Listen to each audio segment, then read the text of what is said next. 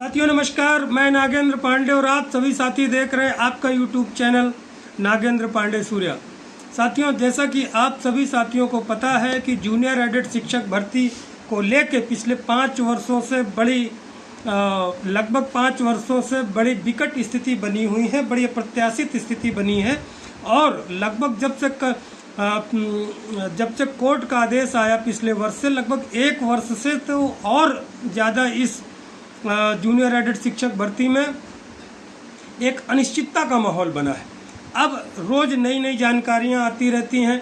कभी ये सुनने में आता है कि ये भर्ती जिला वाइज जिला स्तर पे इकाई मानी जाएगी, कभी ये आता है कि स्कूल को इकाई माना जाएगा, कभी आता है कि प्रदेश पे माना जाएगा, कभी आता है कि आरक्षण हॉरिजॉन्टल का इशू हो रहा है, कभी आता है कि जनरल का ही ज़्यादा हो रहा है, ओबीसी का इशू आ रहा है, कभी एससी के। इन तमाम मुद्दों को लेकर एक बार हमारी टीम ने फिर निश्चित किया है कि हम निवेदन करते हैं उत्तर प्रदेश सरकार से और अधिकारियों से। उसी निवेदन के क्रम में हम सभी साथी जो है आप लोग मिलने का प्लान बनाए हैं, तो वो निवेदन आप लोग बिल्कुल कीजिए और ज़्यादा से ज़्यादा व्यक्ति हैं। बहुत सारे साथी आ रहे हैं। हमारे प्रिय मित्र और छोटे भाई इटावा के जो प्रधान जी हैं नितिन दुबे जी, श्री नितिन दुबे जी, वो भी आ रहे हैं। बहुत सारे साथी, विकास यादव जी भी आ रहे हैं। इटावा से बहुत दूर दूर से साथी आ रहे हैं। तो निश्चित रूप से आप सभी साथी आके निवेदन कीजिए। और जैसा कि मैंने थंबनेल में लगाया है कि भूतपूर्व सैनिक, स्वतंत्रता संग्राम सेनानी, महिला और एसटी रिजर्वेशन वगैरह के इशू एक दिन मैंने डिस्कशन कर ही लिया है कि देखिए, जब अधिकारियों से आप लोग मिलिएगा, मैं भी प्रयास करूंगा आने का, छुट्टी के लिए प्रयास कर रहा हूं, तो उस समय अगर नहीं आ पाता हूं तो जो आरक्षण से संबंधित लोग हैं इन्हीं बिंदुओं पे रखिएगा कि सर हॉरिजॉन्टल रिजर्वेशन को अलग से रिजर्वेशन नहीं मिलता है, आप उसको स्कूल की इकाई क्यों मान रहे हैं। हम तो जो हॉरिजॉन्टल रिजर्वेशन होता है, चाहे पूर्व सैनिक हो, चाहे महिला हो, या स्वतंत्रता संग्राम सेनानी हो या दिव्यांगजन, वो उसी कैटेगरी की सीट अवेल करते हैं और स्कूल में उसी कैटेगरी के रूप में जाते हैं। जैसे मैं सामान्य का अभ्यर्थी हूं तो मैं सामान्य की सीट में जाऊंगा। तो हॉरिजॉन्टल रिजर्वेशन हमारी पूरी सीटों में से मान लीजिए 100 सीटें संस्कृत है तो 5 सीट मान लीजिए 5% है, 5 आ गई।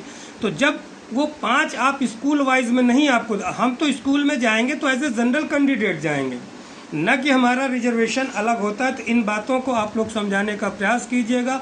हमारे भूतपूर्व सैनिक भी कुछ साथी आने के लिए तैयार हैं, वो भी आएंगे, बात रखेंगे। आप सभी साथी भी अपनी अपनी बातें रखिएगा वहाँ कि सर ऐसी ऐसी बातें हैं, तो ये क्योंकि इशू फंसने न पाए। और अभी ये कंफर्म कोई नहीं है कि नहीं मिलेगा, एक वहाँ प्रोसेस चल रहा है। ये प्रस्ताव अभी रखा गया था कि अगर स्कूल यूनिट बनाई गई, शायद उनको समझ में ना आया हो, तो उस तरह की चीज़ें बातें आ रही थी। अगर ऐसा होता है तो फिर उसमें EWS का भी रिजर्वेशन 10% है, मिलना मुश्किल हो जाएगा, क्योंकि 3-4 सीटों से ज़्यादा कहीं होगा नहीं। तो जब तक 0.5 के ऊपर होता नहीं, 1 के आसपास, तब तक मिलता नहीं। ST को तो फिर बिल्कुल नहीं दिखेगा, SC को भी बहुत कम सीटें मिलेंगी, सिर्फ OBC को कुछ सीटें मिल सकती हैं। और जनरल की भी ये मत सोचिए कि बहुत सारी सीटें, क्योंकि जनरल में भी होगा तो उसमें फिर फाइट भी होगा।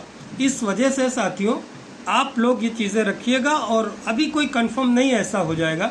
अच्छा, कुछ तो खुश हो रहे हैं भाई कि देखिए ये लड़ाई लड़ रहे थे, इनको ही रिजर्वेशन नहीं मिला। साथियों मेरी टेंशन मत लीजिए, मेरे पास बहुत ऑप्शन है, इसमें भी मेरी सर्विस जुड़ रही है। हो सकता है कि ट्रेनिंग खत्म होते ही होते मेरा राजस्व निरीक्षक में हो जाए प्रमोशन, क्योंकि हम लोगों की सर्विस जुड़ती है। तो हमारे चक्कर में मत रहिए, हम लोगों को परेशान मत होइए। नहीं, मेरे पास और बहुत विकल्प हैं। हो सकता है भगवान जो करता है वो अच्छा ही करता है। हो सकता है मुझे दूसरी जगह कहीं भेजना चाह रहे हो और अच्छी जगह, तो मैं तो ऊपर वाले पे भरोसा करता हूँ, उसी के अनुसार चलता हूँ।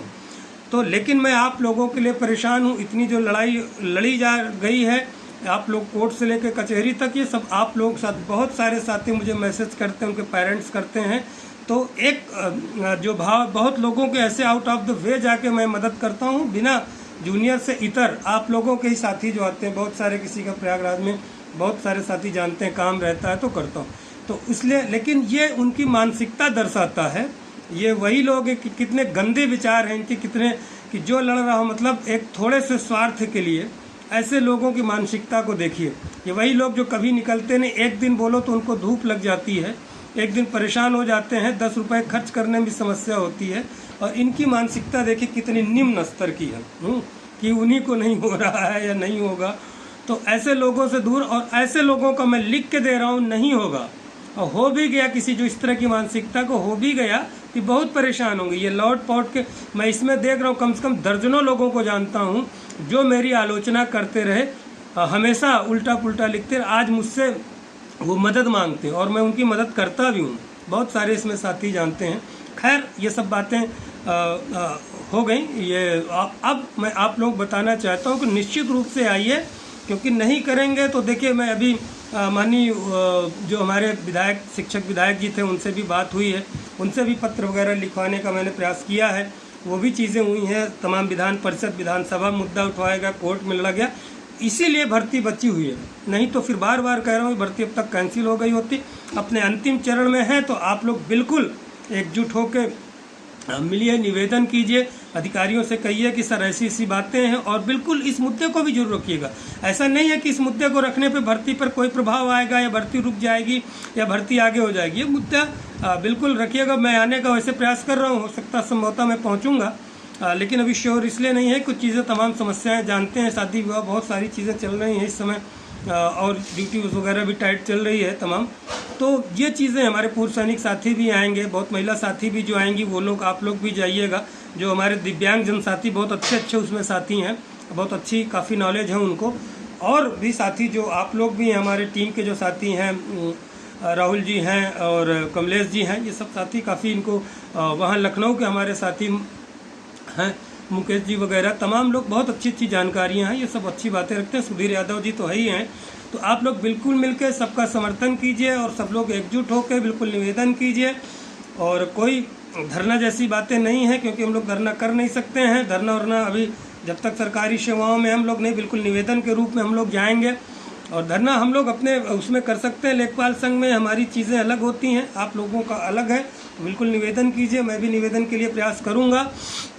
एक बात और कहना चाहूँगा, आप लोग थोड़ा सा अपनी संख्या बल जरूर बढ़ाएं धरने में भी, और इस चैनल में भी, चैनल को भी जरूर सब्सक्राइब करते रहें, और वीडियोस को भी शेयर, जिससे और भी साथी आएँ और मोटिवेशन मिल। बहुत सारे साथी आ रहे हैं, मुझे व्यक्तिगत मैसेज कर रहे हैं, और पुराने साथी भी आ रहे हैं, नए साथी, बिहार के भी साथी आ रहे हैं। देखिए बिहार से लोग नौकरी छोड़ के, हमारी एक महिला साथी आई लेखपाल की, और संयोग से मैंने ही उनका डीवी किया, तो बहुत अच्छी बात है, अच्छा लगा।